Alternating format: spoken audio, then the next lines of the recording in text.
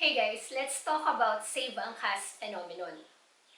I-outline muna natin yung mga facts. Number one, noong June 2019, binigyan ng pilot ang Angkas at ang 27,000 bikers nito upang maaral kung paano gagawing ligtas ang motorcycle taxi industry para na rin magkaroon ng batas ukol dito. Ginawa ito kasi napakarami naman ng habal-habal sa Pilipinas. May regulation man or wala, nandyan sila. Nagkataon lang na hindi natin sila nakikita dati dahil wala naman silang uniforme at hindi sila organized. Noong December 21, naglabas ng update ang LTFRB na magkakaroon ng 2 additional players dito sa motorcycle taxi pilot. Dahil dito, lilimitahan ang bawat player ng 10,000 bikers. 10,000 sa angkas, 10,000 sa bagong player number 1, and then 10,000 sa bagong player number 2. These are the facts. Ngayon, pag-usapan naman natin yung mga opinion ko ukol dito. As someone na nagtatrabaho sa motorcycle taxi industry, I'd like to think na inform naman yung mga opinion ko, so please bear with me until the end. So, number 1, this is not about monopoly. We welcome competition. Basically, kapag may competition, the grass is greener. Hindi lang para sa bikers, hindi lang para sa commuters, pati na rin para sa mga empleyado ng angkas. This is provided healthy competition ito. Healthy competition meaning ang labanan ay sa standards. Standards ng quality of service, ng product, at ng pamamahala. Ultimately, kung mas maganda naman yung serbisyo, yung produkto, or yung pamamahala ng mga bagong parating na players, kusa namang lilipat ang tao eh. Number 2, this is about experience na nagtatranslate directly sa safety and quality of service. Nagsimula ang angkas with a few hundred drivers. And then nakaabot ito ng 10K after almost a year. And it took ang CAS 3 years para marating kung nasan siya and para makapag-ipon ng 27,000 able bikers. Ngayon, itong mga bikers na to ay merong 99.997% safety record. Veterano na sila. Napatunayan na silang safe at ligtas sa daan. Bakit kailangang palitan sila ng mga baguhan na wala pang track record? And yung bagong companies, paano nila makukumpleto yung 10,000 allocation nila sa ilang linggo nang hindi sinasacrifice ang quality?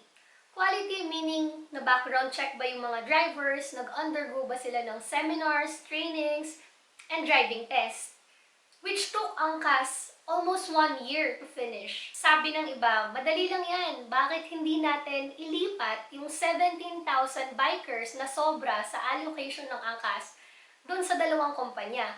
Para tig 1,500 na lang yung kailangan nilang trabahuhin. Ang dali, di ba? Let's talk about this from the point of view ng bikers, ng angkas, and on a macro level. Una sa bikers.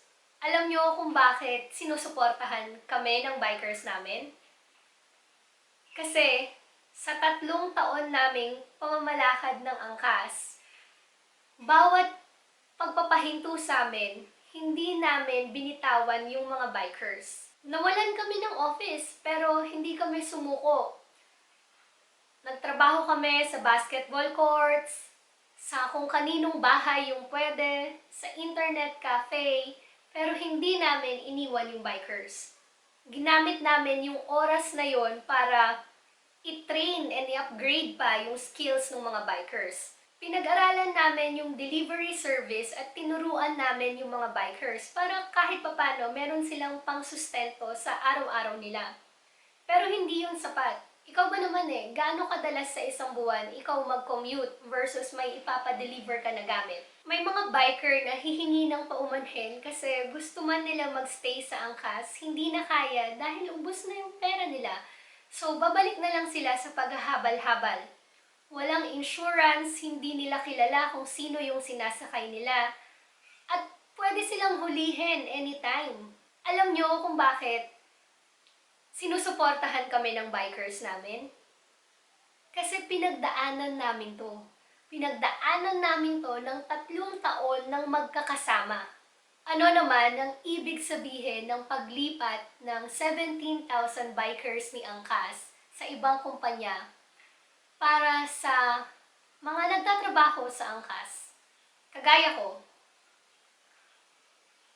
Alam nyo, sabi nga nung isa kong office mate, kaya nag-iisa ang Angkas ngayon is dahil nag-iisa lang ang Angkas na nakipagsapalaran para sa motorcycle taxi industry. Hindi ito madali.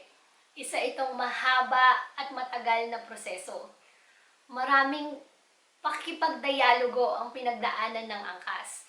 Maraming beses pinasara at pinahinto, binatikos, nagkaroon ng raid sa office.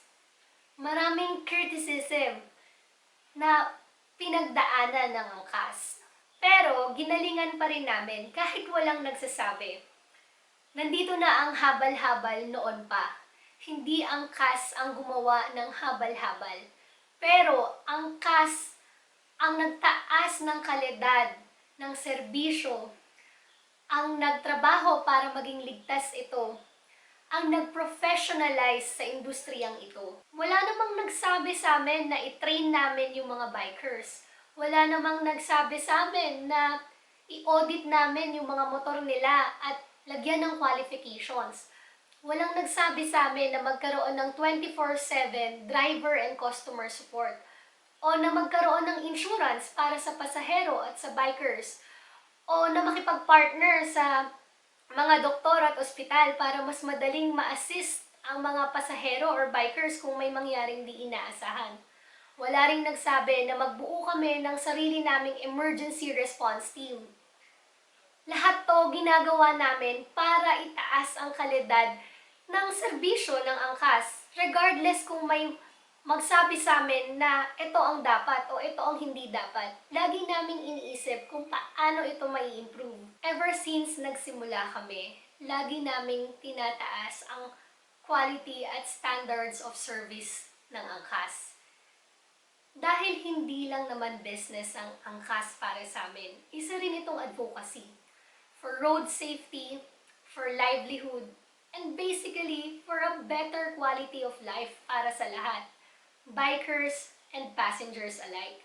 Ngayon na nailatag na namin ang lahat, bakit kailangan naming ibigay ang pinagtrabahuhan namin sa 2 bagong kumpanya? Ano ang meron sila na wala kami? Na sila ang kailangang umani ng mga tinanim namin. Bakit parang pinaparusahan ang innovators, ang pioneers, ang first movers sa industriya dito sa bansa? Which leads me to a macro perspective. Ano ang mensaheng hinahatid natin sa ibang investors na nais pumasok sa bansa? Anong mensahe ang hinahatid natin sa mga innovators, sa mga first movers, sa mga shakers of the world? We should reward innovators and hindi ipagsawalang bahala yung mga naging hard work nila. So, ano bang gusto kong mangyari? Number 1, hayaan natin pumasok yung mga new players. Pero, wag nating isacrifice yung nandyan na. Instead, mag-focus tayo kung paano mariregulate ang standard at quality ng service and safety ng bawat players. And then, hayaan na natin na mag-play yung market forces. Hayaan natin yung mga bikers and yung mga passengers na mamili kung sino yung tatangkilikin nila. Save Angkas.